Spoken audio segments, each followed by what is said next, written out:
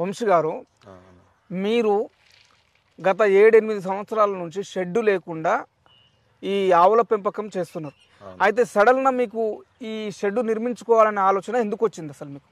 సడన్గా అంటే నేను మామూలుగా ఆవులు పెట్టి స్టార్ట్ చేసినప్పుడు సాంప్రదాయ పశుపోషణ కింద చేశాను ఈ 7 years.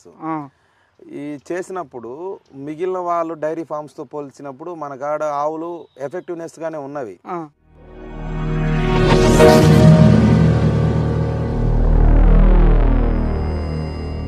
కానీ మిల్క్ ఈల్డింగ్ తగ్గిపోతుంది. మనం ఇంత కష్టపడి చేసేటప్పుడు మిల్క్ ఈల్డింగ్ లేనప్పుడు మనకు ప్రాఫిట్ వచ్చేది ఈల్డింగ్ ఎక్కువ ఉంటేనే ప్రాఫిట్ వస్తుంది. అందుకని నా ఉద్దేశంతో నేను మళ్ళీ రీబ్యాక్ అయ్యి అసలు ఎందుకు మనకి ఈల్డింగ్ తగ్గుతుందనే విషయం మీద మా కాన్స్టిట్యున్సీలో ఇక్కడ కలిగిరి మండలం కావలి ముస్తాపురం అని ఉంది. ఈ మా ఊర్లో కొందరు మోడరైజ్ చేశారు. ఇవి మళ్ళీ నేను పక్కన కడప జిల్లాలో వెళ్ళాను, ప్రకాశం జిల్లా వెళ్ళాను. ఇక్కడ అన్నీ తిరిగినప్పుడు నేను గమనించింది ఏంటంటే, మనం ఒక ఆవుకి వాటికి ఇవ్వాల్సిన ఫెసిలిటీస్ వాటి కంఫర్ట్ గాని ఇస్తే అవి మనం అనుకున్న స్థాయిలో మన టార్గెట్ని రీచ్ అవుతాయి. అంతే. ఇక్కడ ఏమి మంత్రం అంటూ ఏమి ఉండదు ఈ డైరీ ఫార్మ్స్ లో. వాటికి ఇవ్వాల్సిన కంఫర్ట్ మనం ఇస్తే అవి మనం అనుకున్న మిల్క్ ఈల్డింగ్ ని టార్గెట్ ని రీచ్ అవుతాయి. ఆ ఉద్దేశంతో నేను మళ్ళీ రీబ్యాక్ వచ్చి మళ్ళీ మనం కూడా మోడర్నైజ్డ్ పోతే బాగుంటుంది అనే ఉద్దేశంతో ఈ షెడ్ ని మళ్ళీ కన్స్ట్రక్షన్ స్టార్ట్ చేసింది. ఇప్పుడు ఇది ఎంతలో వేసుకున్నారు ఈ షెడ్ మొత్తం? ఇది వచ్చేసి ఇటు లెంగ్త్ వచ్చేసి 43 feet, ఇటు వచ్చేసి 24.5 feet. అంటే మీరు ఫస్ట్ షెడ్ వేయాలనుకున్నప్పుడు ఈ ఎన్ని ఆవుల కోసం నిర్మించుకోవాలనే ప్లాన్ చేశారు ఫస్ట్ మీరు? నేను యాక్చువల్గా నా కాడ వచ్చేసి 12 ఆవులు, 8 పెద్ద ఆవులు, ఒక 4 దూడలు ఉన్నాయి, 12. ఇప్పుడు కొన్ని ఒక 5 చూడితో ఉన్నవి. ఎట్లా భవిష్యత్తు అవి 20కి లార్జ్గా వస్తాయని చెప్పి అనుకోని నేను 20 ఆవులు పట్టేంత షెడ్ కోసమే ప్రీ ప్లాన్డ్ గా ముందే నేను ఎక్స్పాండ్ గా షెడ్ వేసుకుంటున్నాను. ఓకే. ఇప్పుడు మీకు లోపల ఇప్పుడు మనకు ఆవుకు మధ్యలో కూడా ఎంత గ్యాప్ ఉండాలనేది మీరు ముందే డిసైడ్ చేసుకున్నారు. ఎంత 3 feet 4 feet? 4 feet వదిలేసి. సహజంగా కమర్షియల్ డైరీ ఫార్మ్స్ లో ఏంటంటే 3.5 feet పెడతారు. 3.5 feet పెట్టినప్పుడు ఆవుకు మధ్య కొద్దిగా ఇరుగ్గా అనిపిస్తుంది. మనకు స్థలం ఉంది కాబట్టి ఆవుకు 4 feet మధ్య పెడితే కొద్దిగా ఎలాబరేట్ గా ఫ్రీగా కంఫర్ట్ గా ఫీల్ అవుతాయని మేము 4 పెట్టాం. అదే ఒకవేళ అవి పేడ వేసినా తొక్కుకోవడానికి వీలుకుండా కంఫర్ట్ గా ఉంటది వాటికి. ఓకే. ఇంకొకటి, మీరు షెడ్ నిర్మించుకోవాలనుకున్నప్పుడు ఇప్పుడు చాలా మంది మట్టి ఇటుకతోని ఈ లెవెల్ గోడలు కట్టుకుంటారు. మీరు ఈ సిమెంట్ ఇటుకను ఎందుకు ప్రిపేర్ చేశారు? సిమెంట్ ఇటుక అంటే నేను ఇన్ని రోజులు చేసింది మనకు ఫస్ట్ లో కూడా అనుకున్నా సాంప్రదాయ పశుపోషణ చేశా ఈ 7 years. అవును. కానీ ఇప్పుడు నేను చేసేది ఆధునిక పశుపోషణ. అంటే మనం ఖర్చు పెట్టాలి, డబ్బులు ప్రోడక్ట్ తీయాలి. ఆ ఉద్దేశంతో ఇది ఒక 10-15 ఏళ్ళు చెయ్యాలి. మనము చేయాలనుకున్నప్పుడు మనం కన్స్ట్రక్షన్ స్ట్రాంగ్ గా ఉండాలి. ప్రతిసారి మనము కన్స్ట్రక్షన్ చాలా చోట్ల చూసాం, ఈ సిమెంట్ పిల్లర్లు పెడతారు, మధ్యలో కర్రలు వేసి పట్టలు కప్పుతారు. ఇదేమైందంటే ఎండాకాలం కంఫర్టే, వర్షాకాలం వచ్చినప్పుడు ఇబ్బందిగా ఉంటుంది. అదొకటి. మనం ఏం చేస్తామంటే కింద మట్టి ఉండడం వల్ల పేడ తీసేయడం వల్ల ఆ మట్టి లెవెల్ తగ్గిపోతుంటది. అది కొంచెం ఫస్ట్ సంవత్సరం ఫెయిర్ గా ఉంటది. రెండో సంవత్సరం మనం పేడ అంటే మనం చేతితో తీయం.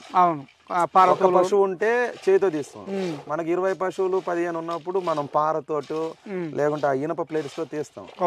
అప్పుడు ఏం చేస్తాం అంటే ఈ మట్టి తీసి లెంగ్త్ డౌన్ అయిపోద్ది.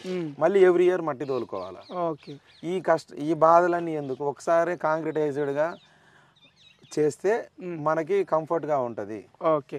మీరు షెడ్ నిర్మించుకోవాలనుకున్నప్పుడు మీరు ఒక ఎస్టిమేషన్ అనేది వేసుకుంటారు కదా, దాని ప్రకారం మీకు ఇసుక ఎన్ని లోడ్లు పట్టింది, ఇటుక ఎన్ని లోడ్లు పట్టింది, ఈ పిల్లర్స్ ఎన్ని పట్టినవి, అది ఒకసారి క్లియర్ గా మనకు ఎక్స్ప్లెయిన్ చేయండి. సార్, మా షెడ్ పొడవు వచ్చేసి 43 feet. Okay. Feets 43 feet. Okay. ఇటు వెడల్పు వచ్చేసి 24.5 feet. ఓకే. 24.5 feet. అటువంటిప్పుడు మేము మా మేస్తుల సాయంతో నేను ఎస్టిమేషన్ వేసుకున్నప్పుడు 12 కూసాలు వస్తాయి ఈ స్తంభర్లు పిల్లర్లు. 12 కాదు, 15 టోటల్ 15. పెద్దవి చిన్నవి. ఓకే. పెద్ద వచ్చిన 15 వచ్చినప్పుడు మధ్యలో వచ్చేసి 12 ఫీట్లే తీసుకున్నాం. ఓకే. 2 ఫీట్లు భూమి లోతులకు పోతే 10 ఫీట్లు నికరం ఉంటది. ఓకే. ఈ సైడ్ వచ్చేసి 9 ఫీట్లు తీసుకున్నాం. 1.5 ఫీట్ లోపలికి పోతే నికరం వచ్చేసి మనకు భూమి పైన వచ్చేసి 7.5 ఫీట్ ఉంటది. ఓకే. ఇట్లా మేము 15 తీసుకున్నాము. ఇవి వచ్చేసి మనకు ఫీట్ కి 67 రూపీస్ పడింది. ఫీట్ కి 67 రూపీస్ పడింది. ట్రాన్స్పోర్ట్ తో కలిపి 3 రూపీస్, అంటే ఒక ఫీట్ వచ్చేసి 70 రూపీస్ పడింది. 70 రూపీస్ అంటే ఏరియాని బట్టి ఉంటది రేటు, ఏరియాని బట్టి, ఒక్కొక్క ఏరియాని బట్టి. ఇప్పుడు మాకు 70 రూపీస్ ఉంది కదా, ఒక్కొక్క ఏరియాలో 65 రూపీస్ కూడా రావచ్చు. ఓన్ గా కూడా కొందరు తయారు చేసుకోవచ్చు. కాకుంటే మనకేందంటే మెటీరియలైజ్డ్ అన్ని దొరికే బదులు మనం వర్కర్కే కొద్దిగా అమౌంట్ మాకు క్వాలిటీగా ఇవ్వమంటే 2 రూపీస్ ఎక్స్ట్రా పెడితే వాళ్ళు కూడా క్వాలిటీగా ఇస్తారు. ఓకే. మరి మీరు ఎందుకు ఇప్పుడు చాలా మంది మనకు గణెట్రాల్ లాంటి పిల్లర్లు ఉంటాయి కదా, రాతి కట్లు అంటాం కదా, వాటితో కూడా వేస్తున్నారు కదా, మీరు వీటినే సెలెక్ట్ చేసుకోవడానికి కారణం ఏంటంటే వాస్తవంగా మీరు చెప్పిన సాంప్రదాయ పద్ధతి అంతా మా జిల్లాలో లేదు. అది వచ్చేసి రాయలసీమ జిల్లాలో ఉంటది. ఓకే. ఓకే. గ్రానైట్ తో మీరు చెప్పిన రాతి పిల్లర్లు, రాతి దూలాలు అంటారు.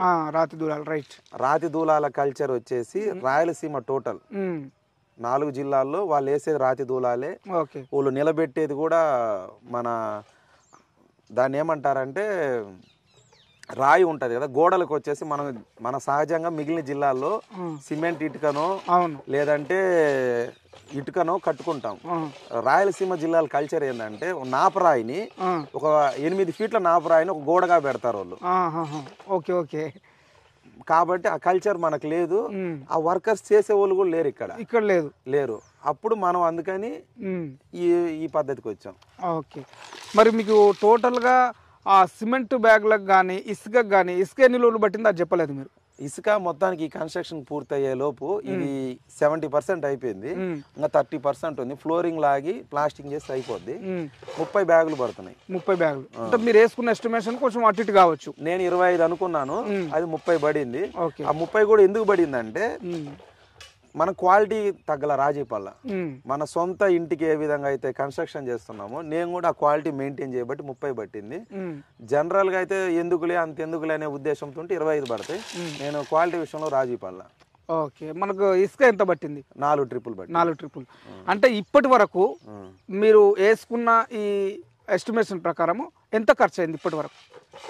నేను డే 1లో ఫస్ట్ షెడ్ కడదాం అనుకొని ప్లానింగ్ తీసుకొని ఈ మేస్త్రీల సలహా, ఈ రా మెటీరియల్ సలహా నేను ముందు ఎస్టిమేషన్ వేసుకున్నా. సహజంగా నాకు 3 లక్షలు అవుతుంది అనుకున్నా, కానీ ఆన్ ఫీల్డ్ లో దిగేలేక 3,70,000 అయింది. ఒక 70,000 పెరిగింది. ఎందుకు పెరిగిందంటే మనం క్వాలిటీ ఆఫ్ ఎక్కువగా బాగా చేద్దాం అనుకునే క్రమంలో ఒక 70,000 అదనంగా పెరిగింది. మీరు ఈ షెడ్ నిర్మించుకోవాలనుకున్నప్పుడు ఈ మనకు వాటర్ ఫెసిలిటీ అనేది చాలా ఇంపార్టెంట్. మీకు ఆల్రెడీ బోర్ ఉన్నదా? ఈ షెడ్ కోసం మీరు బోర్ వేసుకున్నారు? ఇక్కడ ఏంటంటే టోటల్ గా అసలు ఇక్కడికి రాకముందు మొత్తం పరిస్థితి అట్లా ఉన్నది. ఒక చెట్ల మాదిరిగా, అడవి మాదిరిగా ఉంది. ఇక్కడ ఎటువంటి గ్రౌండ్ వాటర్ లేదు, మా స్థలమే అయినా గానీ. నేనేం చేశానంటే మళ్ళీ ఈ షెడ్ కోసం ఫస్ట్ బోర్ వేసాం. ఎందుకంటే షెడ్ కి అవసరమే, ఆవులకు కూడా అవసరమని ఫస్ట్ బోర్ తో దిగాం. వాటర్ పడతాయా లేదా అని. దేవుడి దయ వల్ల వాటర్ పడ్డాయి. ఎన్ని ఇంచులు పడ్డాయి? మనకు వచ్చేసి 1/4 ఇంచు. తర్వాత కరెంట్ లైన్ లేదు ఇక్కడ. మళ్ళీ మేము అక్కడి నుంచి కొద్దిగా దూరం నుంచి కరెంట్ లైన్ బోర్కి కొద్దిగా కాస్ట్ పెరిగింది. అంటే కరెంటు కూడా మీరు ఖర్చు పెట్టే తీసుకున్నాం. దానికి మీటర్ కూడా కట్టున్నాము. వస్తుంది అన్నారు లైన్ మెన్ గారిని అడిగితే, ఒక 2-3 days లో వస్తుంది అన్నారు. అది కూడా తర్వాత మనం 50,000 రూపాయలు అనుకున్నాము. అది కరెంటు బోర్ అన్ని కలిపేలకే 80,000 రూపాయలు అయినాయి. ఈ షెడ్ కాకనే షెడ్గా కేవలం దానికి పెట్టిన డబ్బులు వచ్చేసి 80,000 అయింది. జనరల్ గా అయితే మిగిలిన పశు పోషకులకు అంత కాదు. ఎందుకంటే నేను ఫస్ట్ నుంచి 0 నుంచి వచ్చాను కాబట్టి నాకు అది అదనం. కాబట్టి కొత్త వాళ్ళు కూడా షెడ్లు కట్టుకోండి, కానీ ఇది అదనం. అది అంటే టోటల్గా ఇప్పుడు కొత్తగా వచ్చే వాళ్ళు కూడా షెడ్, ఇప్పుడు మీరు 7 సంవత్సరాలు చేశారు కాబట్టి దాంట్లో ఉన్న కొన్ని లోటు అంటే ప్రాఫిట్స్ తెలుసు మీకు.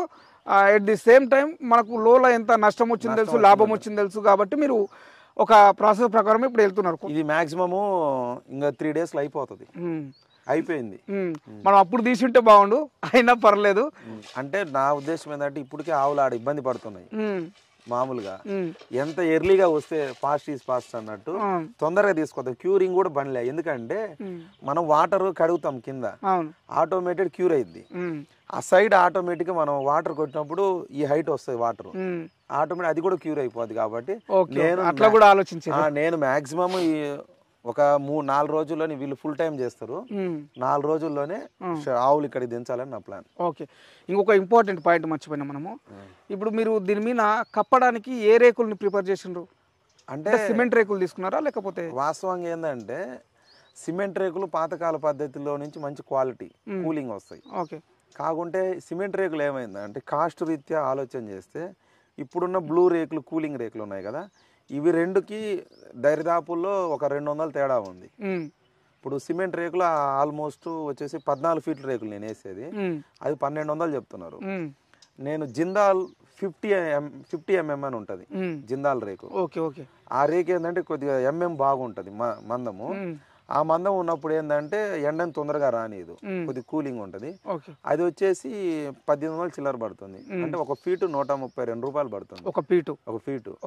కాబట్టి సరే కొద్ది కాస్ట్ ఎక్కువ అయినా ఎక్కువ రోజులు ఉంటాయి కదా అని మనం ఫ్యూచర్ కోసం కాబట్టి ఒక 15 ఈ ప్రాజెక్ట్ ఏంటంటే ఒక 15-20 ఏళ్ళు చేద్దామని.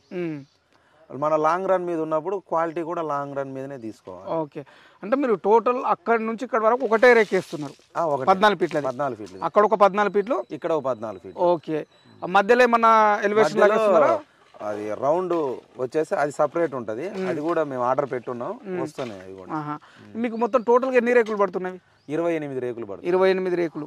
ఎంత కాస్ట్ అయింది రేకులకు? మరి రేకులకు వచ్చేసి 52,000 రూపాయలు అయింది. వాటి కింద ఐరన్ పోల్స్ స్క్వైర్ వచ్చేసి కొలతది ఇచ్చాం కాబట్టి వాటికి వచ్చేసి 36,000 ఎంత చిల్లర పడింది. అవన్నీ ఫీట్లే తీసుకున్నారు ఐరన్ పోల్స్? ఐరన్ పోల్స్ ఒక పోల్ వచ్చేసి 20 ఫీట్స్ ఉంటది, స్క్వైర్ వస్తుంది అది. ఓకే, రౌండ్ కాదు, స్క్వైర్ వస్తుంది. స్క్వైర్ వచ్చేసి 24 పైపులు పడుతున్నాయి. 24. ఒక పైప్ వచ్చేసి 20 ఫీట్స్ ఉంటుంది.